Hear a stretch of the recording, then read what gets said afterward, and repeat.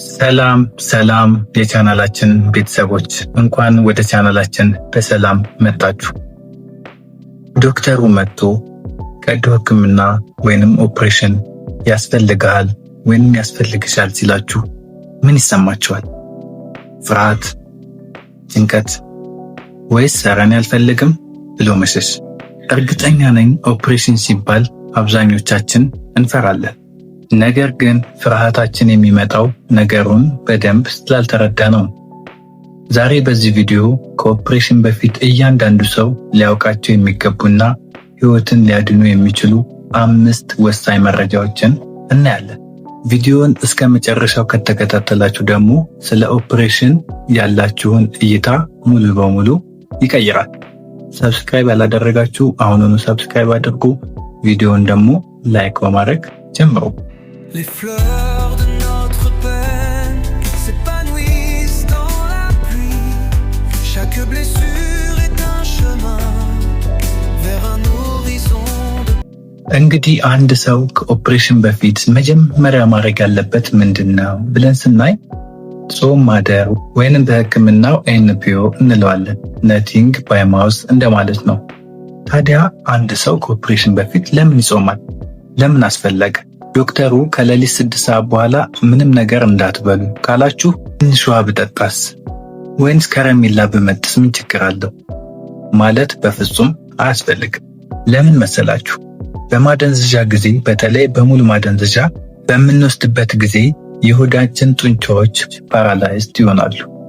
ይህም በሆዳችን ውስጥ ያለው ምግብ ተመልሶ ወደ ሳምባችን ሊሄድና ሕይወታችንን አደጋ ሊጥል ስለሚችል ነው። ስለዚህ ባለሙያው ያሉትን ሰዓት 100% ማክበር ይጠበቅብናል። በዚህ ጉዳይ በሌላ ጊዜ በሰፊው ቪዲዮ እሰራላችኋለሁ። ለዛሬው ግን አንድ ሰው ከኦፕሬሽን በፊት መጾም እንዳለበት እንድታውቁት እፈልጋለሁ።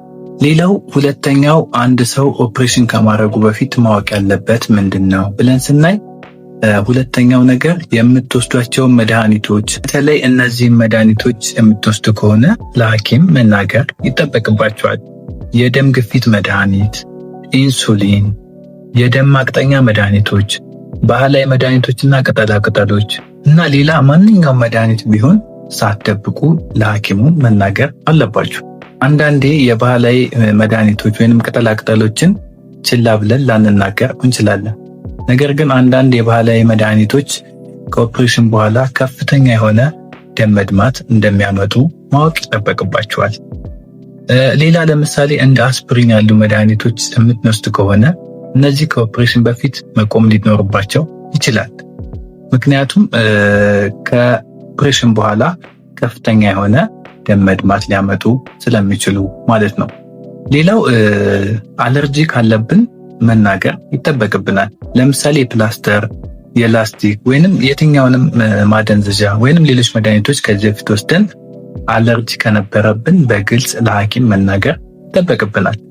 እነዚህ በጣም ቀላል ይመስላሉ፣ ነገር ግን ሕይወትን ሊያሳጡ የሚችሉ ነገሮች ናቸው። እነዚህን ነገሮች በግልጽ መናገር የእናንተንም ሕይወት ይታደጋል ማለት ነው።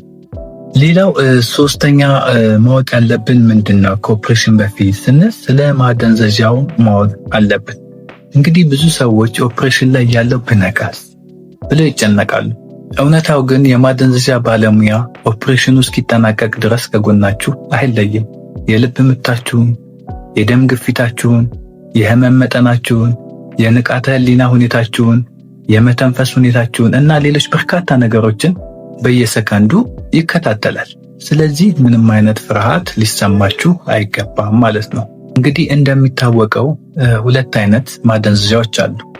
አንደኛው ከፊል ማደንዘዣ የምንለው ወይንም ሪጂናል አነስቴዥያ የምንለው አለ። ሁለተኛው ደግሞ ጀነራል አነስቴዥያ እንላቸዋለን። እዚህን ጉዳዮች በዝርዝር በሌላ ቪዲዮ እነግራችኋለሁ። ሌላው አንድ ሰው ከኦፕሬሽን ከመግባቱ በፊት ሊያውቀው የሚገባው ነገር ምንድነው ብለን ስናይ የላቦራቶሪና ሌሎች የቅድመ ምርመራ ውጤቶችን ማሟላት ነው። እንግዲህ አራተኛው ከኦፕሬሽን በፊት የሚደረግ የደም፣ የሽንት፣ የልብ፣ የኤክስሬይ እንደ አስፈላጊነቱ ሌሎች ምርመራዎችን ማሟላት አለብን። እነዚህ ምርመራዎች እንግዲህ የሰውነታችሁን አጠቃላይ ብቃት ለኦፕሬሽኑ ዝግጁ መሆን አለመሆናችሁን ቼክ ማድረጊያ መንገዶች ናቸው። ለምሳሌ አንድ ሰው የደም ማነስ ካለበት የሚታወቀው በምርመራ ነው፣ ወይንም ሲቢሲ በሚባለው የደም ምርመራ ነው። ስለዚህ ደም ማነስ ካለባችሁ አስቀድሞ ደም እንዲዘጋጅ ይሆናል ማለት ነው። ስለዚህ የሁሉ ምርመራ ለምን ይደረጋል ብላችሁ አትበሳጩ። ይሄ የእናንተን ደህንነት ለማረጋገጥ የተደረገ ነገር ነው። ሌላው ከዚህ ጋር ተያይዞ ከቀዶ ጥገና በፊት ጌጣጌጥ፣ የጥፍር ቀለም ወይንም አርቲፊሻል ጥፍር እና የሚነቃቀል ጥርስ ካለን በቤታችን ማስቀመጥ ወይንም ማስወገድ አለብን። ለምንድን ነው እነዚህ ነገሮች ከኦፕሬሽን ጋር ምን ያገናኛቸዋል ልትሉ ትችላላችሁ። ነገር ግን ለምሳሌ ጌጣጌጦች በኤሌክትሪክ ኮተሪ በምንጠቀምበት ጊዜ የቆዳ ጉዳት ወይንም ቃጠሎ ሊያመጡ ይችላሉ። ስለዚህ ኤሌክትሪክን ማስተላለፍ ስለሚችሉ እናንተ ላይ አደጋ ሊያመጡ ይችላሉ። እንዲሁም በኦፕሬሽን ጊዜ ሊጠፉ ወይንም ሊጎዱባችሁ ይችላሉ። ስለዚህ ጌጣጌጦች አይፈቀዱም ማለት ነው። ሌላው የጥፍር ቀለምና ወይንም አርቲፊሻል ጥፍር እነዚህም መወገድ አለባቸው። ምክንያቱም በተለይ በጣም ጥቁር ወይንም ወፍራም ከሆነ በኦፕሬሽን ውስጥ የምንጠቀመው ፐልስ ኦክሲሜትሪ የሚባል መሳሪያ አለ። ይህም የኦክሲጅናችሁን መጠን ብሎም የልብ ምታችሁን ቼክ ማድረጊያ መሳሪያ ነው። ይህንን ሊያዛባብን ይችላል።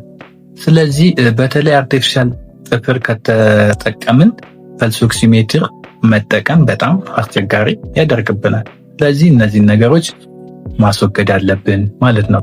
አርቲፊሻል ጥርስ ለምንድን ነው የሚከለከለው ብለን ስናይ በተለይ በአነስቴዥያ ጊዜ ሊንቀሳቀስ፣ ሊሰበር ወይንም ሊወጣ ይችላል። ይህም ወደ መተንፈሻ ቱቦ ገብቶ ለኛ አደጋ ሊያመጣብን ይችላል ማለት ነው። ስለዚህ እነዚህንም ነገሮች እንድታቁ ያስፈልጋል። ሌላውና አምስተኛው ምንድነው ብለን ስናይ አእምሯችንን ማዘጋጀትና ያልገባንን ነገር መጠየቅ ይጠበቅብናል። ብዙ ህመምተኞች ዶክተርን መጠየቅ ያስፈራል ብለው ያምናሉ። ይሄ ግን በፍጹም ስህተት ነው። የሚከተሉትን 3 ጥያቄዎች ዶክተራችሁን መጠየቅ አለባችሁ። የመጀመሪያው ዶክተሩን መጠየቅ ያለባችሁ ጥያቄ ምንድነው? ይህ ኦፕሬሽን ለምን አስፈለገ? ምንድነው ኢንዲኬሽኑ? ኦፕሬሽኑን ባልሰራስ ያለው ጉዳት ምንድነው? ብሰራስ የማገኘው አድቫንቴጅ ምንድነው? የሚለውን ሁሉንም ዲቴል ነገር መጠየቅ ማወቅ መብታችሁ መሆኑን ማወቅ አለባችሁ ማለት ነው። ሌላው ሁለተኛው ከኦፕሬሽኑ በኋላ የማገገሚያው ጊዜ ወይንም ሪከቨሪ ታይም ምን ያህል ነው የሚለውን መጠየቅ አለባችሁ። ምክንያቱም ይሄን ነገር ካወቃችሁ አእምሯችሁ ያርፋል፣ ከዛም ቶሎ ለማገገምም ይረዳችኋል ማለት ነው። ሌላው ከኦፕሬሽኑ በኋላ ምን አይነት የህመም ስሜት ይኖራል የሚለውንም ማወቅ አለብን። በኋላ ኤክስፔሪየንስ እናደርገው ሌላ ተአምር እንዳይሆንብን ማለት ነው። ፍርሃት የሚመጣው ባለማወቅ ነው። ስለዚህ ዶክተራችሁን በደንብ ጠይቃችሁ ከተረዳችሁ አእምሯችሁ ይረጋጋል። ይህም በፍጥነት ለማገገም ትልቅ አስተዋጽኦ ያደርጋል ማለት ነው። እንግዲህ ተመልካቾች ኦፕሬሽን ማለት ፍርሃት ሳይሆን ለጤንነታችን የሚደረግ ትልቅ እርምጃ ነው። እውቀት ደግሞ ፍርሃትን ያጠፋል። እንግዲህ ይህን ቪዲዮ ጠቃሚ ሆኖ ካገኛችሁት ላይክ አድርጉት፣ ለሌሎች እንዲዳረስም ሼር አድርጉ። ምናልባት ይህንን ቪዲዮ ሰብስክራይብ ሳታደርጉ እያያችሁ ከሆነ ሰብስክራይብ አድርጉ። በሌላ ጊዜ በሌላ ቶፒክ እስከነገናኝ ቻው።